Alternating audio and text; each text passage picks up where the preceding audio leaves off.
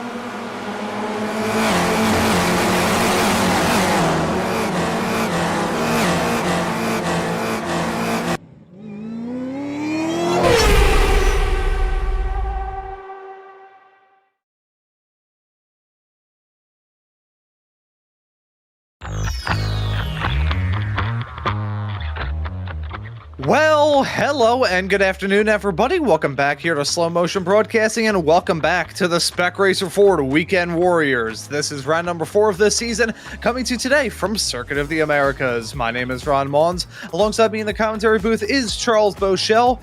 Guido Marzucchi is our producer for today's broadcast. Well, Charles, for the first time in the Spec Racer Fords, we head off to the Circuit of the Americas NASCAR West configuration. This version of the track was only recently added into the sim just a few seasons ago. It was only added into real life back in 2025, so this is still a bit of an unknown quantity of a racetrack for everybody, but for these Spec Racer 4 drivers, they are still finding the boundaries or lack thereof. Yeah, I think that's the operative term. There is the track limits today are merely a suggestion in most parts of the track. So you can really just, because this is a NASCAR layout, you can pretty much do what you want to around here. So it's going to make for some interesting racing. There's going to be some people trying some lines they may have figured out during their practice that are going to be a little different than what other people are going to do. Some people will just try and just stay within their normal track limits thinking that's going to be the fastest way around. So we'll see what happens, because I think even Josh Wilkie, our buddy commentator and the boss here, has decided that he found some things that he might attempt. He's not sure how that's going to work out, but we'll see what happens during today. Looking forward to it. I've actually called him maybe or at least seen some racing here, so I'm at least familiar with what's going to occur during the course of the race today. Yeah, I've got the opportunity to cover 2 races here, both of them in NASCAR machinery, so it's not the most representative comparison, but I know that this racetrack is actually a rather fun layout. Usually when you think of shortened configurations, usually take some of the fun out of it all. I would say that this is probably up there, maybe even the best NASCAR road course, with potentially the exception of Watkins Glen. You can't really beat the Glen, can you? But this track is super, super fun, clocking in at just about 2.6 miles. Running on circuit, actually. Once you factor in everybody's interesting interpretations of track limits, that figure is going to be wildly inaccurate for what these drivers are actually going to be doing out there on the racetrack. Still have a lot of time left to go here, so we'll take a look at the championship point standings as we head off into the second quarter of this season. Man, time flies when you're having fun. Here's how it looks in Spec 1, where Nathaniel Schramm is your current championship points leader. 311 is his tally right now. 270 is a tally of Jason Green, slotted in second. Dirk Braun, past Spec 2 champion here in this series, is slotted in third at 222 points, 12 above Aleix Pleva, who's had a rather good season, and Jake Williams, who's kind of been a master of all trades this iRacing season. We've seen him do very well in the Formula Fords. Of course, here in the Spec Racer Fords, he's impressed as well. And even over in the Radical SR10s that I used to cover on the iRacing channel, I've been seeing him pop into those races every now and then, along with the CERN Andrea Kimi Antonelli, which was an odd thing to read in their Discord server.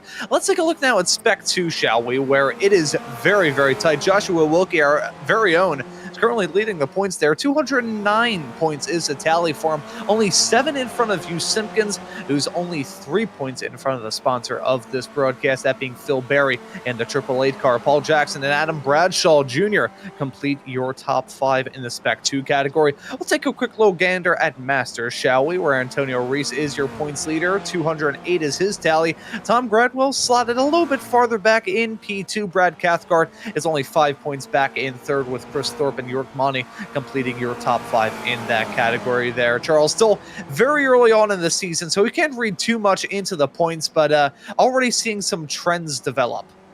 Yeah, trends indeed. I think you're absolutely right there. And I just want to take a minute, since I was not here last week, to shout out our the boss around here, Stevie Ray, for his congratulations on his retirement. I hate that I missed last week, just unavoidable circumstances, family issues that had to be addressed.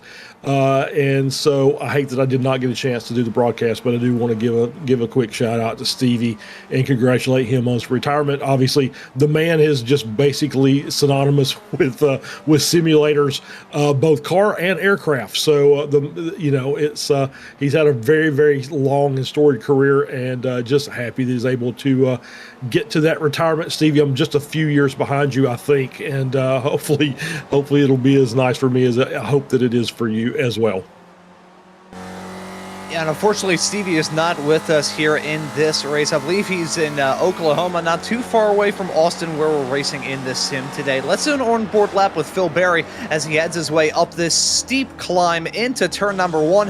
That bottleneck to start off the lap is lethal. It's one of the parts of this racetrack that I'm always a little bit iffy on, but hey, it creates chaos, and what's racing without a little bit of chaos? That's turn number 2. Not really a turn to worry about. Now we get off into the fun through the S's. You can see the interesting interesting interpretations of track limits here, off through 3, 4, 5, into turn number 6 and 7 right here. This is the main alteration, us running on the NASCAR Westland, and keep an eye on that outside concrete barrier as you head your way off through 7.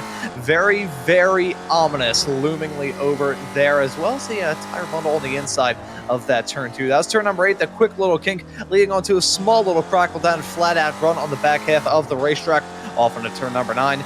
Now we're going to see those interesting track limits come up once more. I'm not seeing it off through turn number 10. However, some of these lines as we get into the final sector of the lap, well, you'll be able to see it for yourself. This is turn number 12, running a little bit wide there, just trying to keep it within the asphalt, not even within the track limit, just within the asphalt.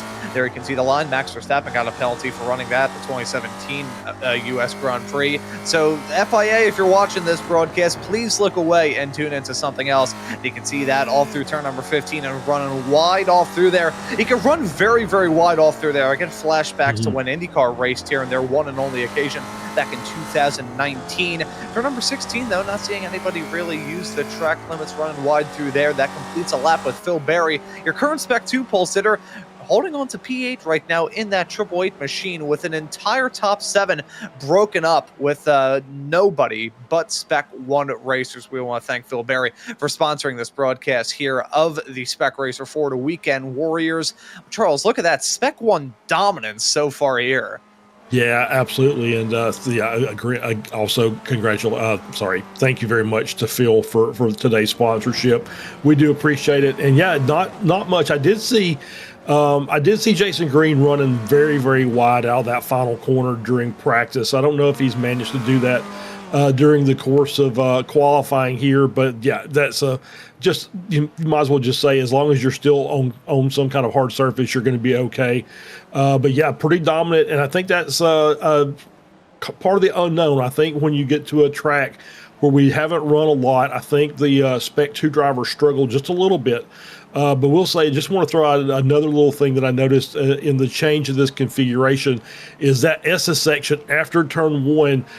Normally, if you're running the Grand Prix layout, you're going to get some orange sausage curbs there on the inside of those apexes to prevent you from maybe cutting too much. Those are not there today in this configuration of the track. So I think that's actually going to be a benefit to these drivers, because those things are very difficult to navigate. There you go. That's using all of it right there. Very nicely done. We'll see what he does here coming out of the final corner. Yeah, that's it. That's how you use all the track. And there you go. So that's what you're going to see a lot, I think, during the course of this race today. Yeah, we usually talk about the aggression out there on the racetrack, and we're going to be seeing that here, but it's more so a matter of how aggressive are you with cutting through the turns and using as much of the runoff area as you can. And you bring up another good point there. Yeah, no sausage curves on the inside there.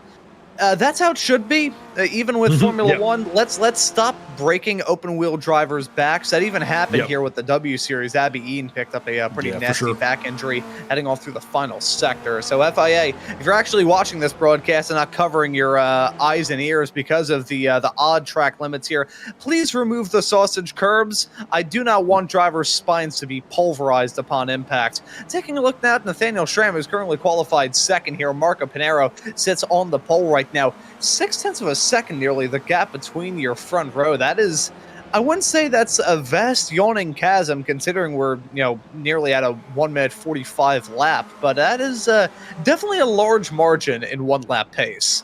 Yeah, it really is. And as we're on board here with Josh Justice working in his lap, and I think we're coming up. I think this is the corner in question, I think, that we talked about. Yeah, I think that was it. That's the one that messed up Abby Eaton's back for sure. That outside, there was some sausage curbs there when they were doing the W Series. And so I think this is much better. I would agree. I think the sausage curbs are there are necessary.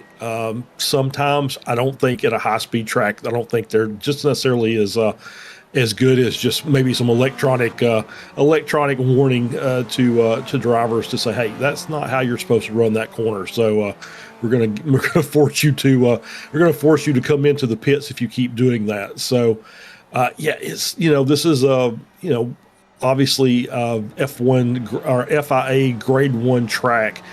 And these drivers are doing pretty well. And the gaps are not very not very wide, with the exception of Pinero up at the top, half a second. But obviously Marco is a pretty quick driver here in the Spec Racer Ford. And there's another name that I wanted to try to shout out here. Brad Gould. Haven't seen Brad Gould here in the series for quite a while. And so I want to say welcome back, Brad. Very, very good racer. I guess he's been away for a while, but now has decided to come back. And obviously it's going to take him a little bit of a time to get back into the swing of things, but it's good to see Brad back out on the track. Yeah, I always love seeing some names from the old Ray Esports series that we used to cover on Tuesday nights way back in the day. That was the first series that we got to commentate together, Charles, many moons ago, right at the end of 2024 and the start of 25. I was like, that point. Actually, no, that was the other way around. Late 2023, early 2024. I was freshly 19, had no idea what the hell I was doing with this broadcasting stuff. Some would argue that I don't either way, but I digress. But nice to see Brad Gould out there on the racetrack, a name from real life racing ranks, and just a name that we recognize from running even in these cars as well in the Sim Superfast Driver. We'll look to see what he's going to do here. Currently set to start in 17th as the driver right up in front of him, who I will not pronounce his last name because I embarrassed myself last week and my brain will autocorrect it every single time, but he's currently qualified in P16. Diego Todeschini. Damn it. There we go. I was going to say so that. Far away. I was going to say that too, and I'm glad we've got Guido in here to correct us ever so lightly. CH is, or SC is K. So CH is K. All right. So Diego Todeschini. All right. We got it. Thank you, Guido Marzucci, in the production holder. Alrighty, folks. Let's before I get my head put on a spike, let's look ahead to this race that lies ahead, shall we? The usual 40 minutes. Can't really talk about too much in reference to the pit entry. Maybe the pit exit could be a little bit terrifying, especially if you exit out into traffic. Only time will tell in that regard. But let's take a look at the starting grid, shall we? For round number 4 of the Spec Racer Ford Weekend Warriors. It's going to be the Italian and Marco Pinero starting this race from the pole position. Nathaniel Schramm set to join him on the front row. Maurizio Nazelli will start this race in P number 3. Next to him will be Jason Green.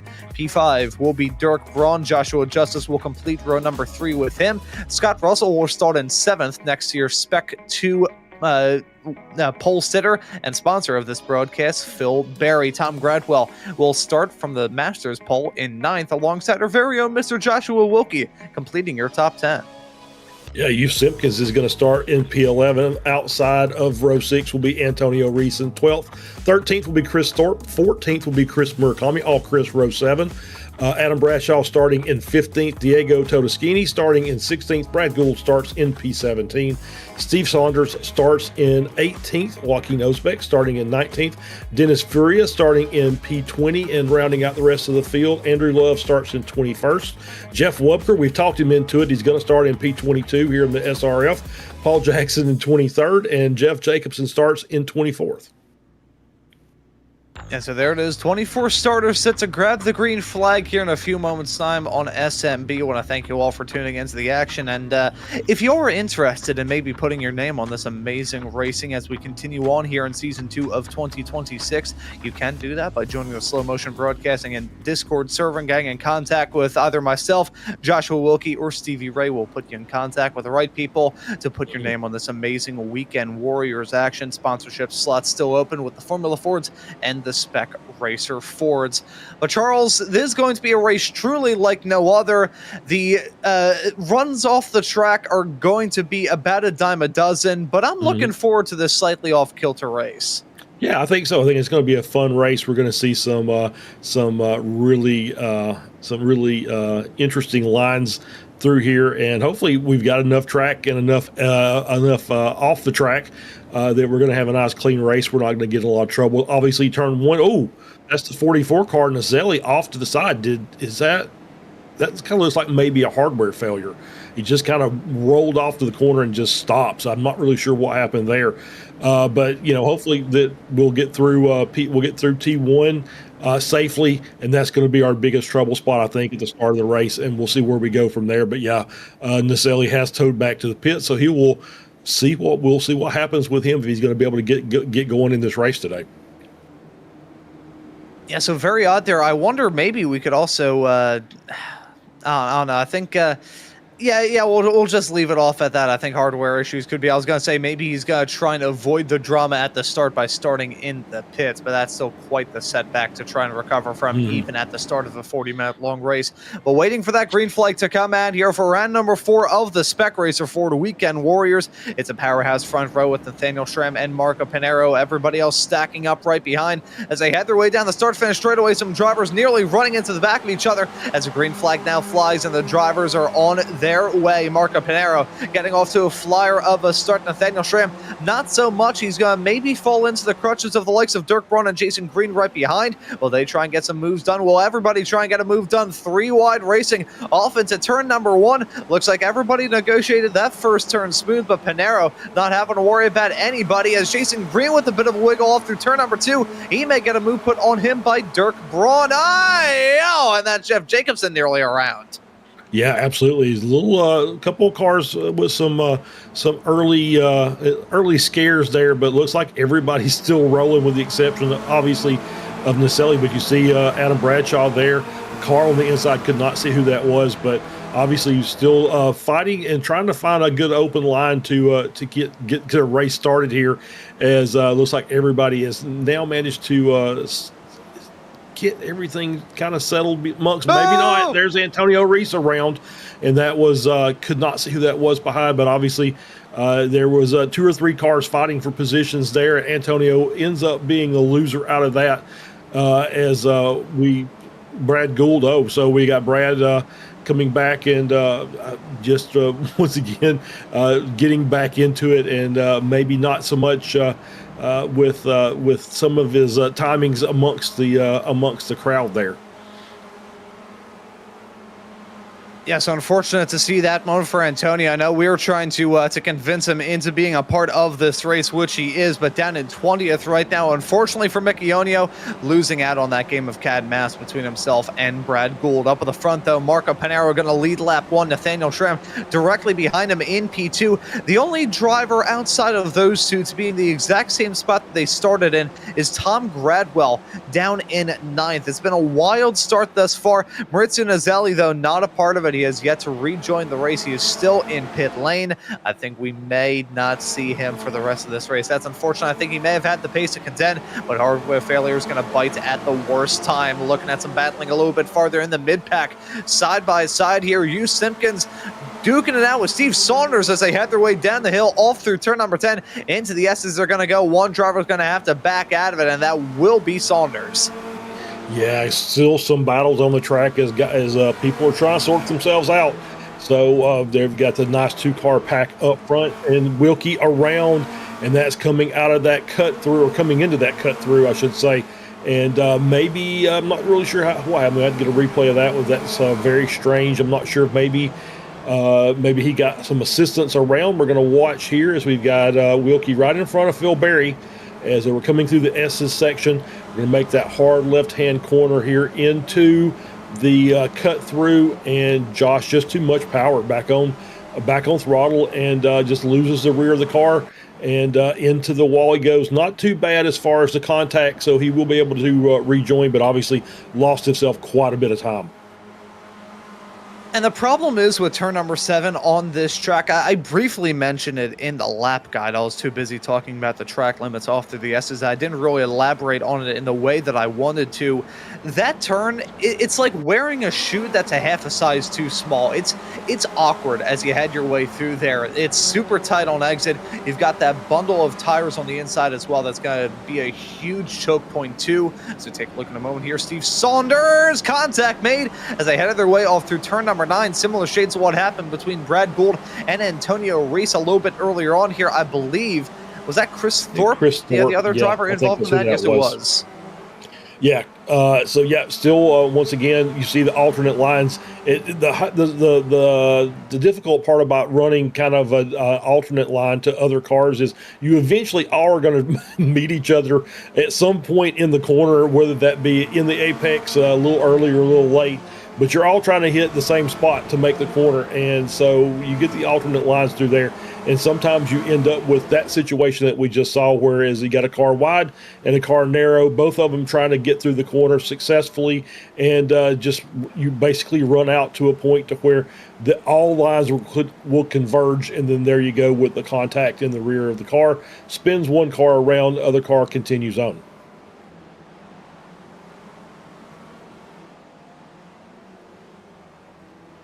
Yeah, so despite Yep. That's Adam Bradshaw. Another moment hanging off through turn number 9. It seems like turn 9 is actually the other real choke point for these drivers thus far here. But outside of the Maurizio Nazelli DNS did not start. We haven't had a single driver fall out of this race quite yet, although the incidents have been not necessarily as aplenty as I may have thought here on this unknown quantity of a racetrack. I think everybody's been able to settle into the groove very quickly.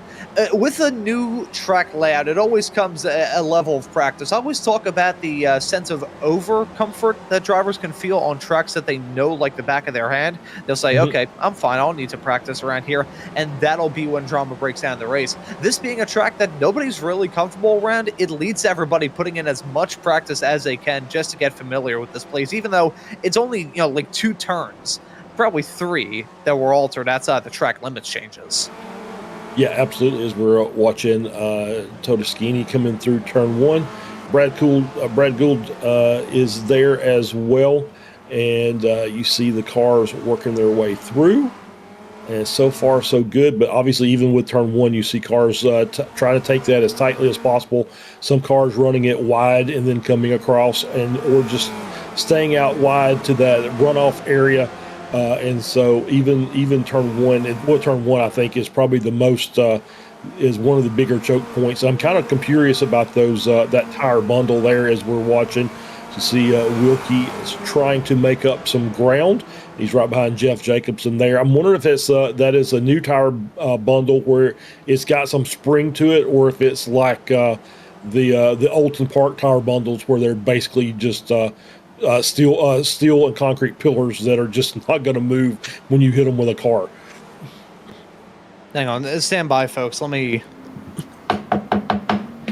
Yeah, that's just about what those tire bundles are made out of. As Josh Wilkie and Jeff Jacobson, Varia just got a code brown moment there, and that car of Jeff Jacobson spinning right off of his nose. Josh Wilkie and Jacobson getting involved in that incident. Let's take a look at right here. Jacobson definitely the aggressor in there. That got out of hand real quick, and then Josh definitely aggressive on the cutback, but one thing I will say about Jeff Jacobson, a Weekend Warriors stalwart, one thing that I will say about him, he does not know when to quit, which can sometimes be a detriment in a case like that right there. Yeah, I agree. And, he was very aggressive on the inside. And it just, obviously at some point you've got to come back onto the track. Both cars were pretty well off, and so I'm not really sure. We'll leave that to the stewards to decide who's going to get blamed for that one. It may just be a racing incident, but some very aggressive driving by both drivers there during that sequence of events that we just witnessed. Yeah, definitely aggressive. I sense there's a little bit of down oil on the cliff. That's a slippery slope that I do not want to touch with the 10-foot pole. So I'm just going to leave that be. Jeff Jacobson now in the pits at the moment with the meatball flag. Huge hit into the wall. That's the problem with the very tight confines of this track. As you can see, a side-by-side battle here with Brad Gould and Andrew Love. Gould with a little bit of damage there. Talking about this part of the racetrack, Charles, this is an odd comparison, but I'll make it anyways. Tracks that were a part of the F1 calendar in the early 2010s, albeit one that isn't around anymore and one that still is. When we think of the old Korean Formula One circuit, right around Muckball. This track is kind of similar to that in an odd way, and that track was originally designed to be like a partial street course. So a lot of the tighter and twistier portions of that racetrack in some of the other halves were actually designed to kind of have like a city built around it. Now, that wasn't the deal here, but even if you think about the full Grand Prix layout, most of the turns are packed into that final to like second half of the mid sector. It is a very odd end of the lap. Yeah, it is indeed. But you know, this is the way the track was designed. It was designed with, I guess, homage to 3 different racing circuits when it was built.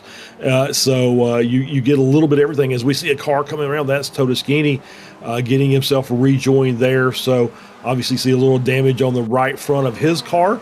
So we're going to get a replay here and see what's going on as we head up into turn 1. So the long front straight.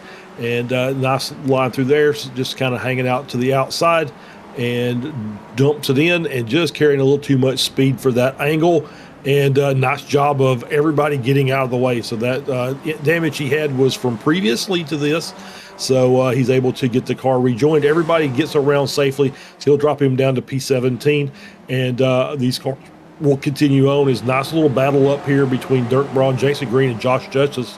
The 3 cars that are chasing down our 2 leaders and falling back. I mean, it looks like it's Panero and Schramm, and those guys have just checked out. 7-second gap already back to Dirk Braun and running in P3.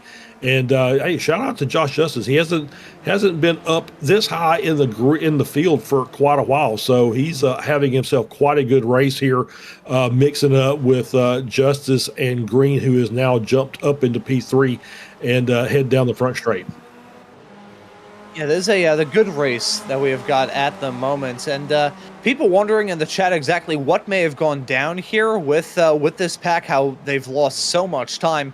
I believe it could trace back to a slowdown that Jason Green had quite a few laps ago. I believe it was either on lap 2 or 3 when that took place. Now, once he dropped down, the battling started to get intense, and as soon as those racers started to throw bare-knuckle fists at each other, that's exactly when those top 2 began to pull away. So here we go, Joshua Wilkie and Brad Gould chasing each other's tails off into turn number 1. Wilkie able to jump into that spot with that wounded race car. 2 cars not looking factory fresh by any means. Gould with damage on the back end of his race car, Wilkie with damage on the front, and they're still going to maybe fight it out heading off into the S's. Thought that Gould was going to attempt the move there, but I think he backed out of it, rightfully so. Side-by-side racing all through the S's. Doesn't matter what kind of car you're in. You can even be running side-by-side through there in a Formula V, and it'll still be nerve-wracking. Absolutely. As we're going to get another look here at Jeff Jacobson back out on the track and working his way through the S's. And we're hearing that we got a crash from Wilkie, and that's just locked it up and backs it up. And yeah, just maybe. And we're hearing John. Oh, no. Oh, no. Oh. Well, my initial thoughts are probably something I'm not going to say on the air. Yeah. So yeah, obviously more contact between Wilkie and Jeff Jacobson. Do you see 2 meatballs from Gould and Todeschini? I'm guessing that's probably involved in maybe they were all kind of around that same area as Wilkie, so they might have got some impact in that as well. See Gould very, very slow as he's working his way around the final couple corners of the track. And I'm not sure if there's anything intentional there in that incident, but I think the judgment was with the best of word poor in that rejoin there, and it's that alleyway section as you head your way out of turn number 7, cutting through the middle portion of the racetrack. One thing that's kind of lost in the history about this place is there are some shortened configurations that existed before this. It's actually using one of the other access roads that was originally used by the just rarely, if ever, used east layouts, as we see. Oh! Drivers overshooting the marks on pit entry there. That's Dennis Furia just overshooting it big time, ending up on the safer barrier, not the safer barrier, at the end of the Tech Pro there on the pit attenuator. That was quite bizarre indeed, but just wrapping up the point about that little alleyway. It is nowhere near as wide as many of the other parts of this racetrack, and with just the nature of that turn, you're always running a little bit wide, but I mentioned the oil-slicked cliff, slippery slope. We're going to swiftly and abruptly move on from talking about anything to do with that and talk instead about a battle inside the top 10. This is Chris Murakami and Yu Simpkins, current second-place runners in both of their category. Murakami second in Masters and Simpkins second in Spec 2. Yeah, absolutely. And they're just behind the cars they're trying to track down. Gradwell in P8 leading the Masters class. And Phil Berry up there in P6 leading the Spec 2. Phil just having himself quite a good run. I think there's a couple weeks in a row, or at least a couple weeks that I've been here, that Phil's just been up there challenging everybody. Doesn't matter what class they're in. He's just having some really good races as of late, and it's good to see. It's not to see that he's shaking off the crumbs of the Cookie Monster car, and now Big Bird is sailing forward. So, that's always nice to see from Phil Berry. I always love to see that Cookie Monster car running good, but at the moment here in this race, he's pretty much just in a league of his own. So working out well for Big Bird. He used to be the Cookie Monster machine. I remember the amount of jokes that have come out of that. The Cookie Monster car got damaged out there on the racetrack. He's left some crumbs behind. It just the opportunities for that were endless. I feel like we have to make some Big Bird jokes, maybe come up with some. I don't know. That'll be my task for this week. Just write down as many Big Bird jokes as I can for that car. It's probably nothing more terrifying than driving around a racetrack and seeing a 6-foot pigeon behind you. Indeed, that is absolutely true. As still good battle here, Tommy and Simpkins. Is we're going to get a replay, and there's a slide that we're reviewing here. The Jeff Jacobson corner there just slides off the track, misses the corner, rejoins, and I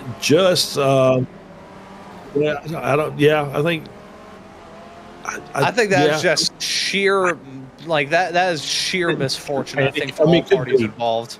It could be, and so I once again I'm going to give everybody the benefit of the doubt. I don't think I've very rarely seen intentional wrecking here in the series. So let's give everybody the benefit of the doubt. There is just unfortunate, and it's even more unfortunate that it just happened to be the same guys involved in multiple times here. We're going to look at Brad Gould coming up into turn 1, heading up the hill, and he's going to make his turn in. We're going to get a little.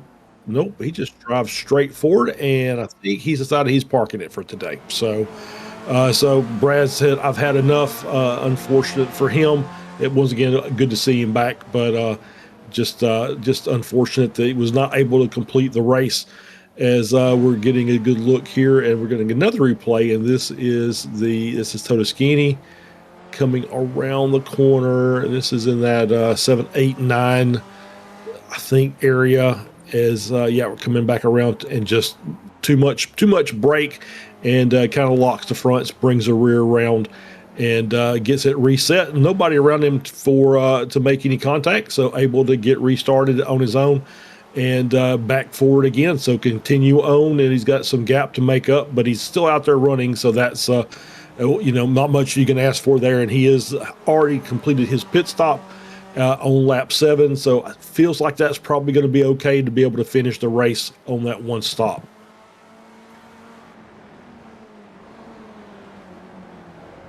So because of that incident that we saw there involving the likes of Wilkie, Brad Gould, Jeff Jacobson, many others, everybody had to scatter in that, and it's broken up the field somewhat, although your top two still close as ever. You can see them bump drafting as they head their way down the start-finish straightaway. The only other battles out there on the racetrack at the moment are involving Dirk Braun and Josh Justice. That's the fight for the final 2 spots inside the top 5.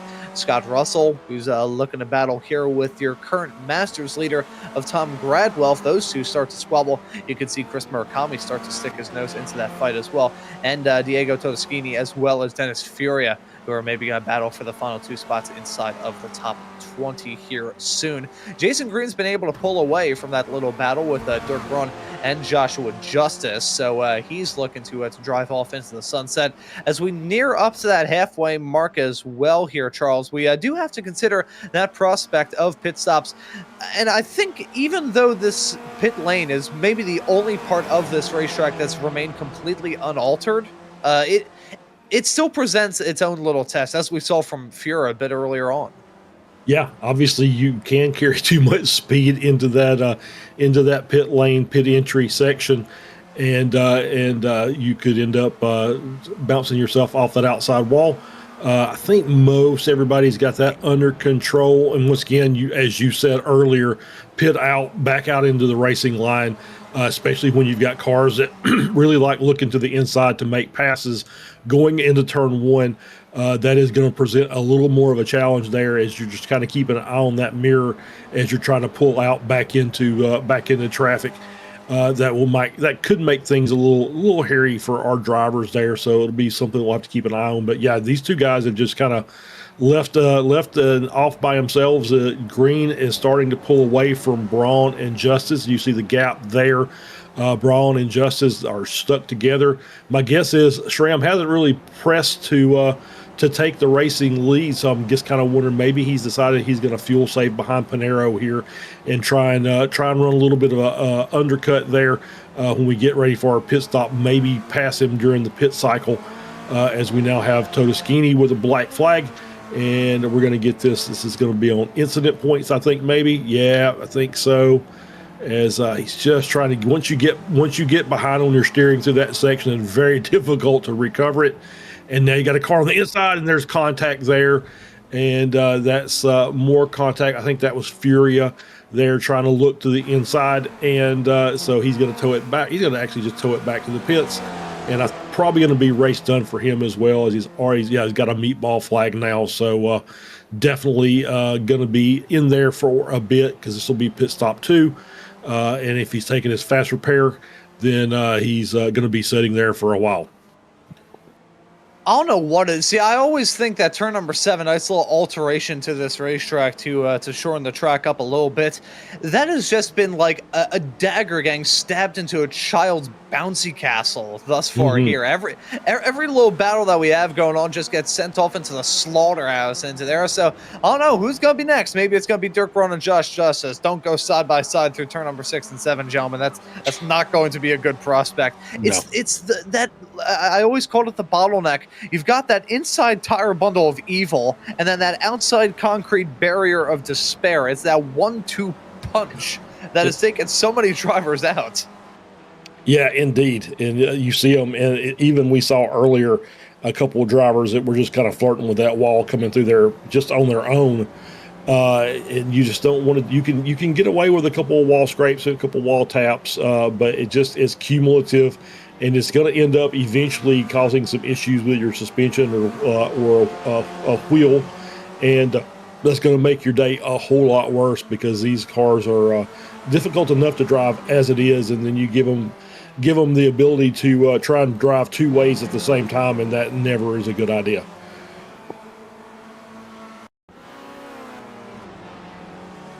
Let's get a look here at Jeff Lubker.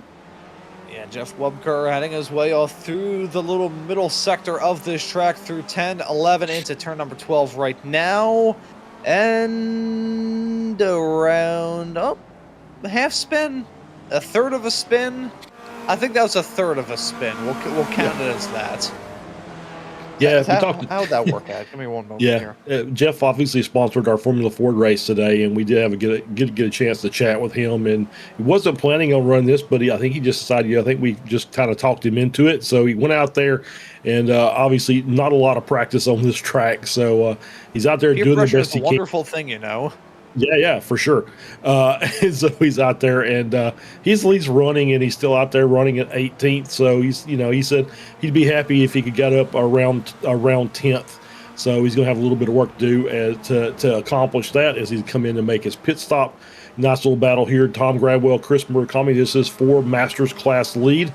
Gradwell still leading. Murakami doing a pretty good job of closing that gap down. So This might be a battle coming up here, and we'll see if anybody's going to go into the pits maybe early to kind of keep the fight down for a time being, as these guys are heading around the final corner, back up to the front straight again. You see the car of Scott Russell and Phil Berry just in front.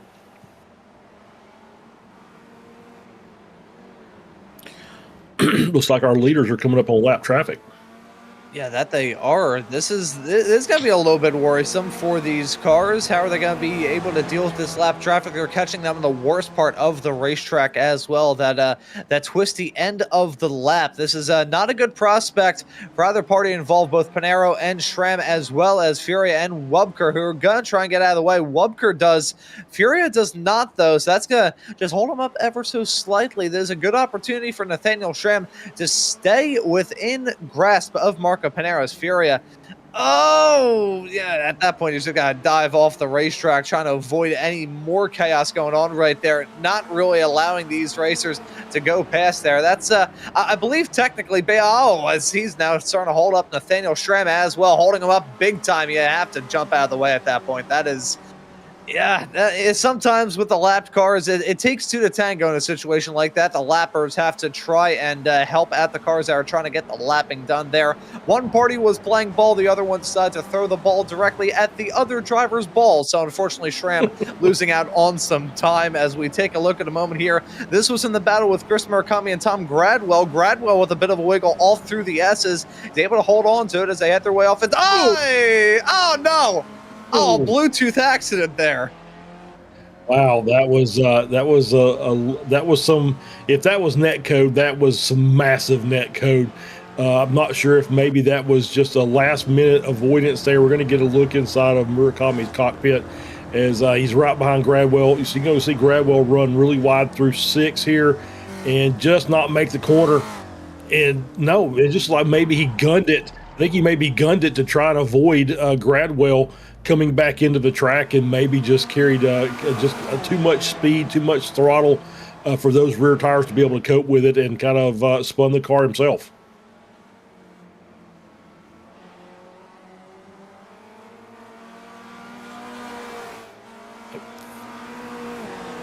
Yep. So Gradwell has sent himself back to the pits. He's driven it in, so he's going to take his pit stop now, get him some get himself reset there, and use his fast repair to get that damage cleared so he can come back out. He'll get his fuel, so he'll be back out on the track here as we're looking at 4th and 5th. It's still Dirk Braun and Josh Justice running nose to tail here. I think Josh not really putting a lot of pressure on Dirk at this point in time in the race, just deciding he's going to maybe do some fuel saving, as we saw the cars coming through as Gradwell came back out and rejoined the track. And we still have the top 2 up front. Schramm only about 2/10 behind. You see the draft working. He's just closing down, and he gets just to the back of the car and just lifts a little bit. So doing some fuel saving there. And so he's managed to just hang on to the back of P2. And so now as they work their way around, we're going to see which one of these cars are going to come in first, or if they're going to just wait and come in at the same time on the very last lap possible. And we're getting close to that point as we're at the 27-minute mark of the race thereabouts. So probably another 2 or 3 laps before these guys will have to come in. Tanks will be empty. They'll have to come in and get their pit stop done. And then it'll be race on to the end. We'll see how the pit stops. Marco usually does a really good job. I have seen issues in the past with him maybe under fueling, but normally really, really good job, right on point with his fueling, as well as Schramm. So the Schrammers out there, buckle in, because this last 13 minutes or so is going to be pretty wild, I think. Yeah, wild it most certainly will be. The pit stop still looming for these drivers as Phil Berry now exiting the pits right now. He gets overtaken by Andrew Love, your current P3 runner of the Masters Racer. As I was saying into dead air, because I couldn't see that the red light on my mixing board means that my microphone is muted. My mixing board is just barely out. It's obscured by my mic stand. That's part of the reason why I'm trying to upgrade this thing. It's also about as creaky as a poorly put together Home Depot shed on a windy fall night. But good news for Guido in the production truck is Antonio Reese is your current Masters leader as a race leader of Marco Pinero. Now coming down pit lane, this will leave Nathaniel Schramm all by his lonesome here. However, he's been running in tow, and even though this race truck isn't the quickest in the world, he's maybe been able to get some good fuel numbers, able to lift and coast, heading off into the turns. So he will maybe have some solace on the fact that he is the only racer inside the top 4 to stay out there, and Josh Justice was the only racer outside of Schramm to stay out in the entirety of your top 5. So keep an eye as your front runners now coming down pit lane. What sort of stop will we see from Pinero, Green, and Braun? What pit stop will we see from Antonio Reese, who's now filing into the pits himself from the lead in Masters? Yeah, Pinero on his way back out. He's going to fall into P3. And I think, fortunately for Schramm, he's going to be there in front, and Pinero's going to be there in front of Scott Russell. So he's going to have clean track, which means he will not get the benefit of a draft off anyone. And that's going to be probably Schramm's saving grace, because I think if Pinero comes out behind a couple of cars and can draft up and pick up a couple of tenths here and there, then that might be too much of a gap for Schramm to overcome here in the final minutes of this race. So should be seeing Schramm and Justice coming around now for their pit stop, and we'll see where this comes out and what kind of battles we have left once these guys get done with their pit. So 12.9 stoppage time for Pinero, 44.2 from cone to cone. So we'll see how Schramm does. And here we go. So here we go. As Schramm is going to come in and take his stop, and I would imagine to see Justice coming in as well. Oh, that was very close. Yeah, very, very close to that outside arm cozy. Headed his way into the pit. Schramm thankfully avoids making wall contact. Will Josh Justice follow him into the pit lane as well? He will not. So Josh Justice going to stay out and grab the race lead, I believe. So Schramm now down in pit lane. You look at those pit stop times. Stopped in the pit stall for 12.9 seconds for Marco Pinero. The exact same down to the 10th for Jason Green. So here we go. Schramm now down in the pit stall. Will it be quicker? It will be quicker. A full second quicker here. How's it going to work out on pit exit, though? Schramm going to hold on to that inside line, have the shallow approach off into turn number 1. He has the race lead, although it's still close. Pinero sweeping around the outside, and there you go. Pinero jumping into that race lead. That was a fight back. That was indeed. Yeah, great run there by Pinero to take that spot. Did not want to get stuck behind Schramm and have to fight him during the course. So get him as soon as you can and dictate the pace from here. So now it's game on. 9 minutes left in the race. You got Pinero and Schramm nose to tail, half-second gap, and that'll close up very quickly as they get back to the front stretch. Yeah, I had a feeling it was maybe going to be Pinero's for the taking just because he had that better line off into 1. I knew it was going to be close for sure. It wasn't a lock for Schramm, but it works out well for Marco Pinero, able to fight back into 1, take that race lead. A slowdown here from Dirk Braun. That's going to hurt out his case in terms of trying to close up to Josh Justice, who I expect will maybe come down pit lane at the end of this lap. He's heading his way off through the final sector as we speak. Will he peel away? Will he stay out once again? He'll be the only racer out there on the racetrack yet to come down pit lane. If he does, I mean, he still is, as he now finally peels into the pit box. So that is the pit stop taken care of for the entirety of the field. We'll see how Justice exit out in reference to Jason Green and Dirk Braun with that slowdown there from Braun. I suspect that he may have the slight upper hand, as there you can see the odd track limits off through the final turn, as battle maybe going to flare up here with Jeff Wubker and Andrew Love. Yeah, absolutely. Some battle still on the track there, as I'm looking here, and the battle up front is heating up even a little more as Justice comes out in. Is he going to come out at P3? He's still coming out on the track. So we'll see how this checks out here as he's got Jason Green coming up on the inside. He's going to lose that spot to Green. And looks like he's going to be well ahead of Dirk Braun, though, by several seconds, maybe as much as 6. So Justice did a great job there, and now he has got Jason Green.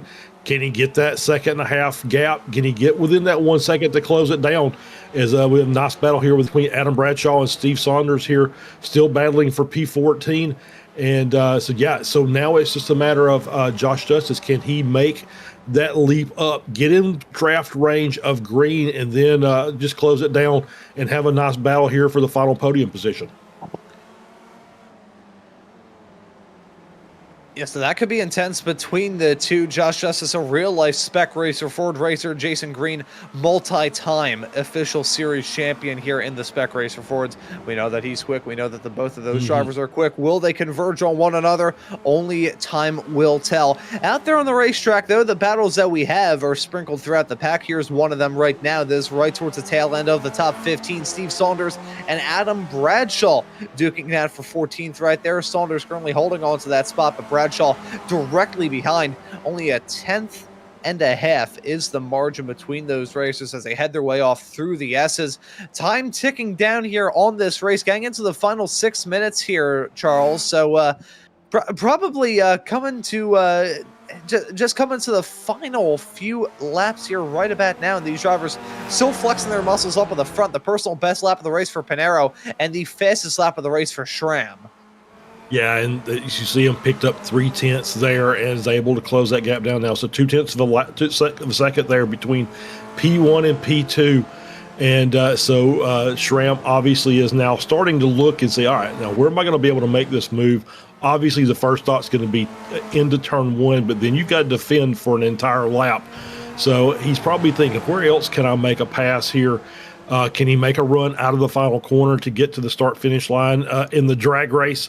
Or is he going to try something somewhere else on track? So I'm sure I'm sure everything is going through his mind right now as to where am I going to be able to make this move.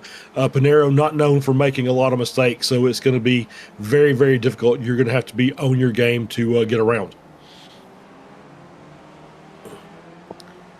Yeah, these drivers going to have to try and get everything out of themselves as we get towards the end of this race. We didn't know exactly how things were going to go here in round number 4 of this season on this quirky layout of this track with a lack of track limits, but these racers have been able to get the max out of it so far, but they're not at the checkered flag quite yet. The battle going to be intense for this race lead with lap traffic once again thrown in the midst too.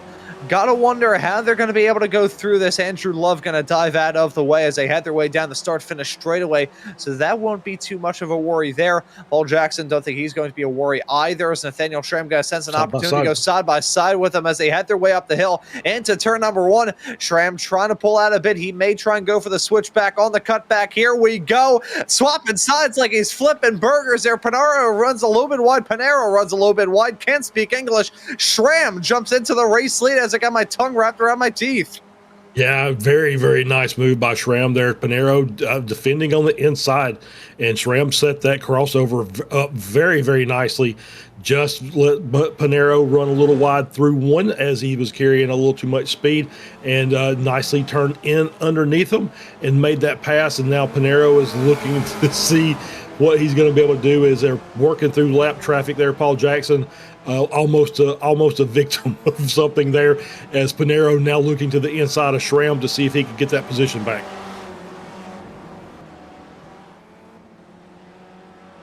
Yeah, so they're still right on top of one another, 4/10 of the margin as they head their way through 10 in 11 and 12 right now.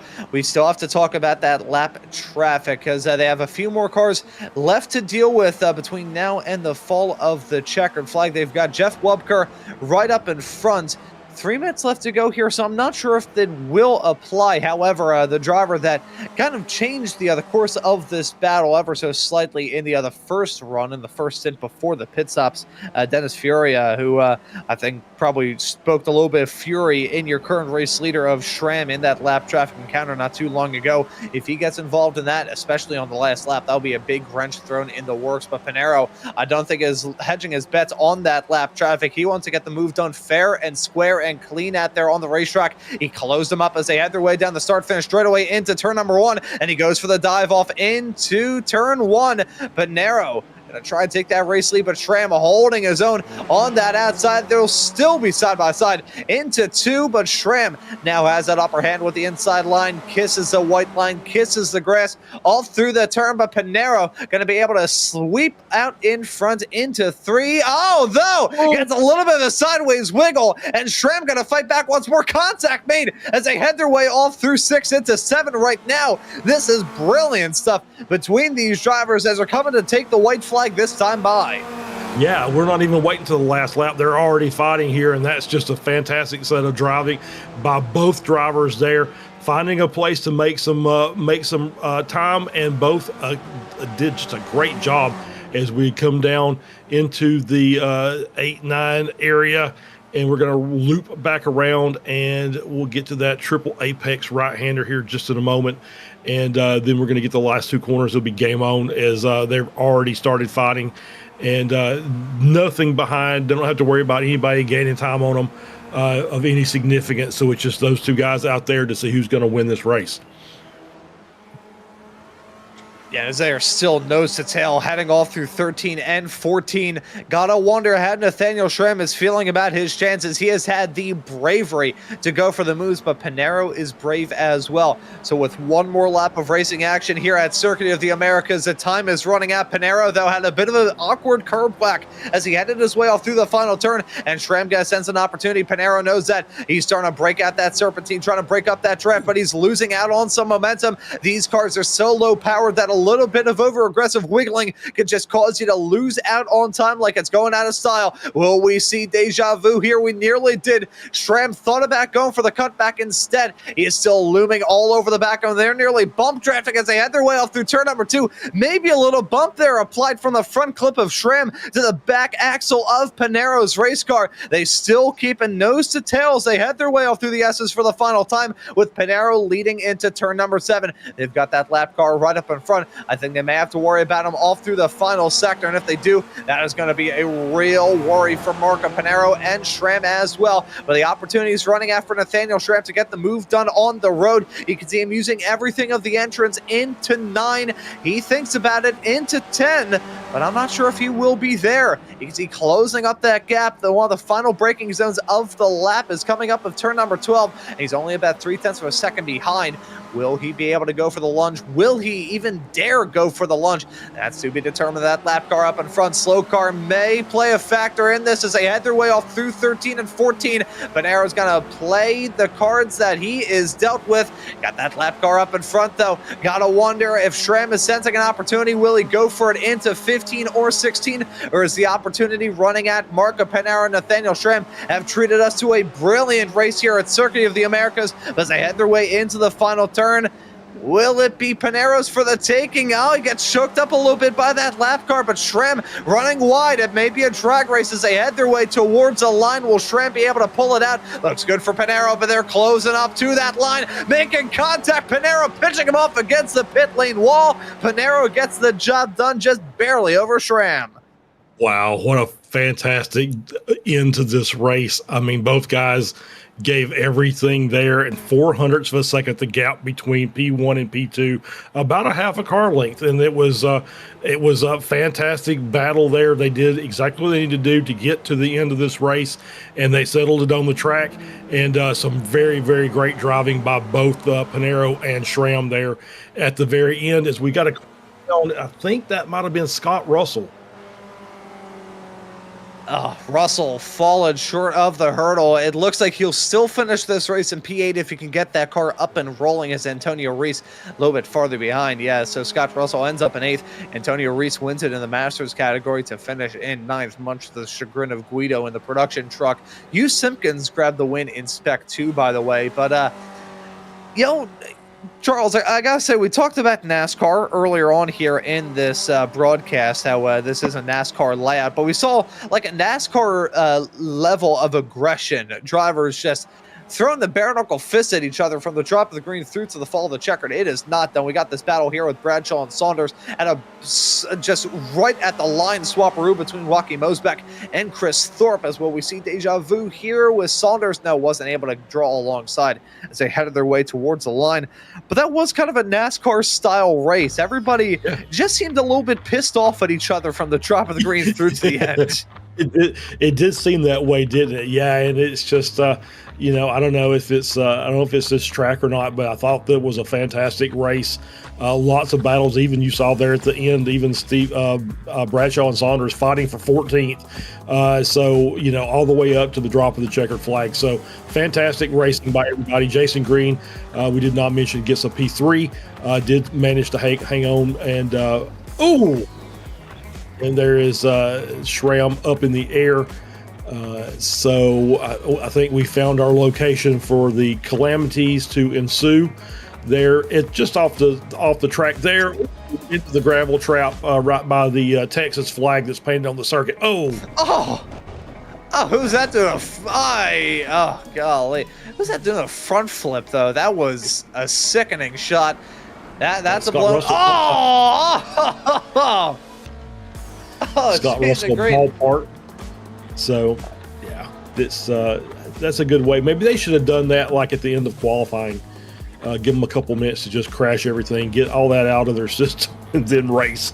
Who knows? But great racing by everybody out there today. It was, as you said, very aggressive. But I mean, I guess that's the with the open track and the very, very light track limits.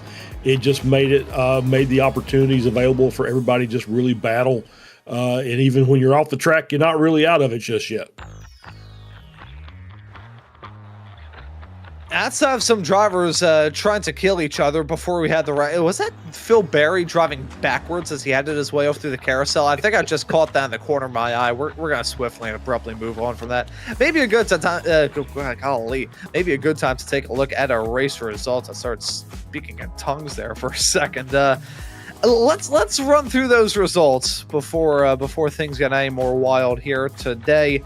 It's Marco Pinero grabbing the win over Nathaniel Schramm in P2. Look at that gap between those two, 0.039 of a second at the end of this race. Jason Green will round out your podium in third. And what was a quiet battle for that final podium spot as we got towards the end. It was close between Josh Justice and Dirk Braun at the end. Justice getting the nose out ahead of Braun, who completes your top five. Hugh Simpkins wins in the Spec 2 category in front of Phil Berry in seventh. Scott Russell ends up in P8 with a little bit of chaos as we got towards the end. Antonio Reese wins it in the Masters category, finishing this race in ninth, with Chris Murakami completing your top 10. Yeah, Tom Gradwell finishes off the Masters podium in 11th. Joachim Mosbeck finishes off the Spec 2 podium in 12th. Chris Thorpe finishes in 13th. Adam Bradshaw 14th. Steve Saunders in 15th. Dennis Furia 16th. Jeff Wubker finishes in 17th. Andrew Love finishing in 18th. Paul Jackson finishes in 19th. Jeff Jacobson finishes in 20th. Diego Todeschini finishes in 21st. Brad Gould 22nd. Josh Wilkie 23rd. And Maurizio Naselli tried to take the start but was able to and will be classified in 24th.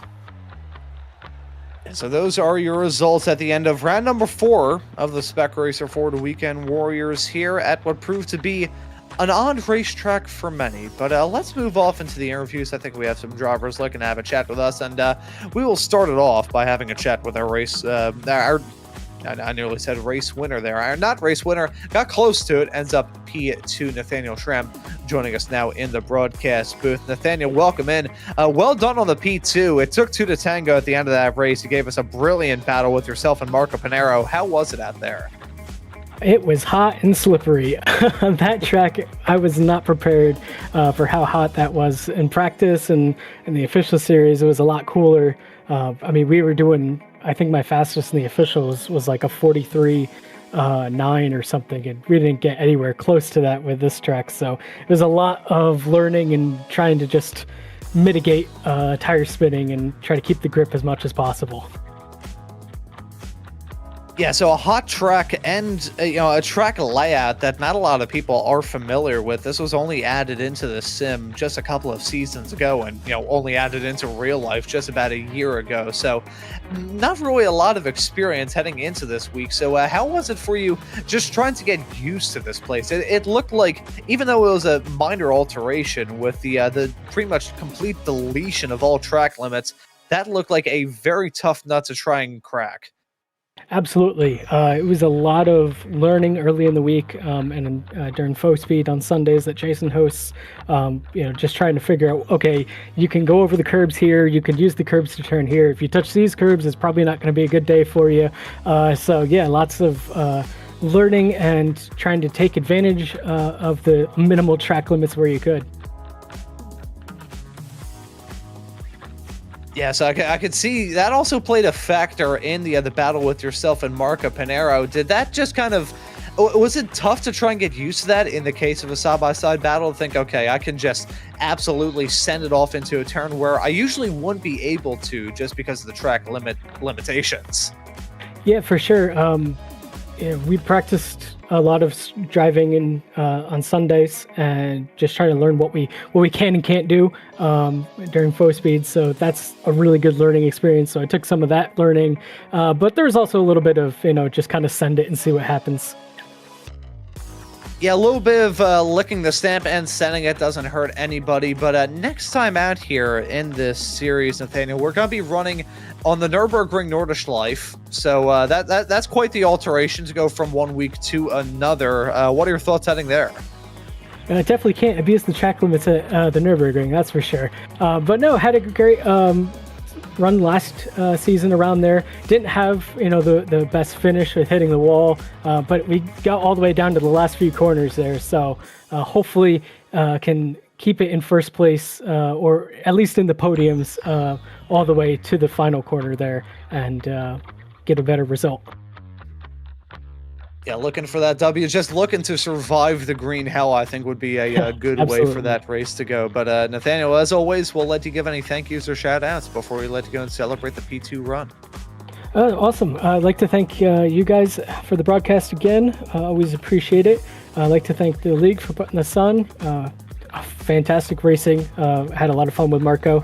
I'd like to thank my team, Three Oceans Racing, and our sponsors, Turner Machine Development and Gauger & Sons Power Systems. And I'd like to thank the chat again as well. Yeah, the Schrammers were out in full force, as they always are, rooting you on, and they were hyped seeing that battle at the end. But Nathaniel, thank you for joining us, and we will see you next time out, hopefully, at the Green Hell.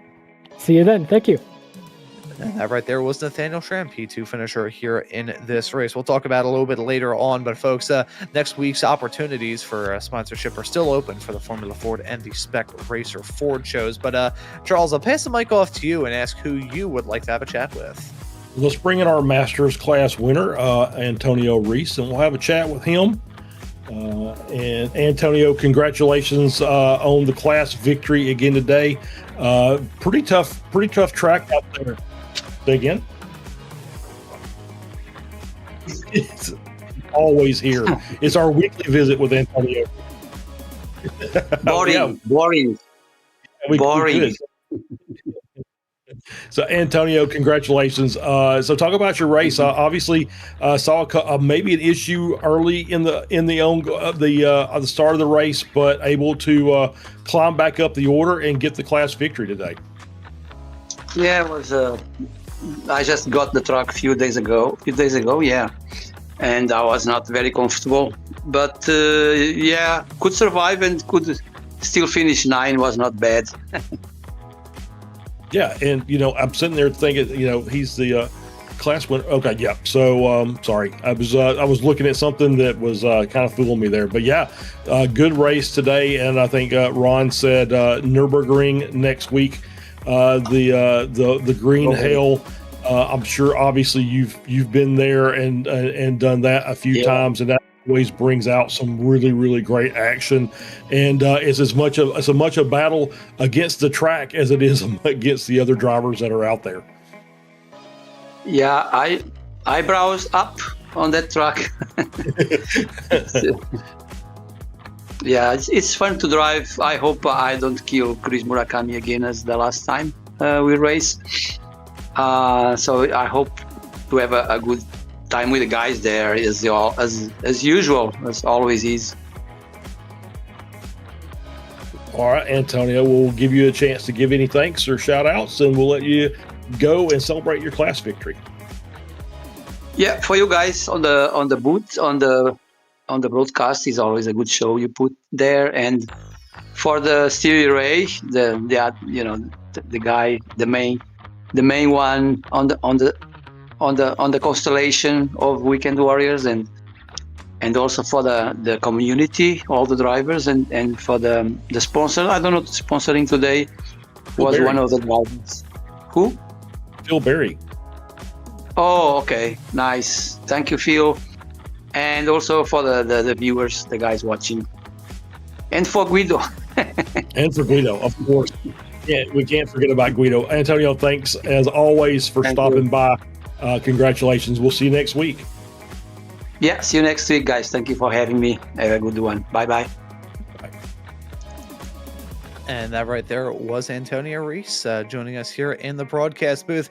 We were going to have a chat with Josh Justice, but I think he's hopped out of the interview waiting area. So, Charles, I guess we can wrap up a pretty wild race here at COTA. Yeah, the Wild West configuration of COTA, and it turned out to be a pretty nice race. Some really good battles, a dramatic finish, which we always like, and some really aggressive and some quick racing out there today. Really enjoyed it. We'll turn the aggression down for next week, and we'll just try and survive 40 minutes of the green hell. Yeah, the green hell going to be a wild one. And folks, as we talked about a little bit earlier on, broadcast sponsorship opportunities still open for both the Formula Ford and the Spec Racer Ford. So if you are interested in sponsoring next week's broadcast here on SMB, you can by joining the Slow Motion Broadcasting Discord server, getting in contact with any of us here. We'll put you in the right direction to get in touch with Mr. Stevie Ray and try and make these shows possible. A lot of action coming up here on Slow Motion Broadcasting, though. It's a packed schedule that we've got this upcoming week. Speaking of the Nordschleife, on Tuesday night, we'll be able to bring you the season finale of the American Muscle Series. That'll be at the Nordschleife, those Mustangs, round 12 of season 10 of AMS. It's been coming to a head as of recent in that series. Those drivers have been giving us some thrillers last week at the vintage layout of Silverstone, and then before then running at the original layout of Willow Springs, which is still around to this day. Just part one of our usual double header of action with the SRG F4 series running at Fuji Speedway. SRG F3 is going to be at Portimao on Wednesday, April the 15th. That'll be at 10 p.m. Eastern. And next weekend, you'll be able to catch the Formula V Weekend Warrior series running at the Indianapolis Motor Speedway road course. And still have a little bit more action coming up here. Not only do we have the Grand Prix Tour Porsche Cup Series returning for 2 broadcasts in the month of May, we also have the Adam W. E-Step Memorial Scholarship Mustang GT3 race. Charles, you're actually going to be out there on the racetrack for that, racing alongside some fellow veterans like yourself. Absolutely, yeah. Looking forward to it. Unfortunately, I haven't had a chance to practice, but I've been running a lot of Road America over the past couple of seasons.